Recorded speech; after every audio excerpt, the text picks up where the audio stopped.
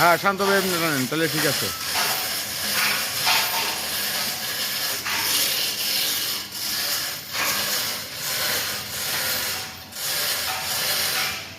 মাল ফোলিং করে চেন কোপ্পা দিয়ে হাফিজ করতেছি, মাল আস্তে আস্তে তৈরি করতেছে।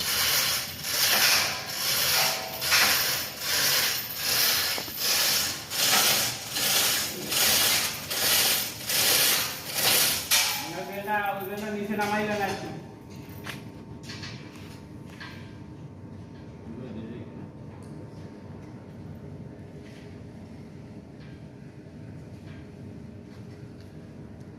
রশিদে নামা লাগবে না, আপনি বেলটা নামান, বেলটা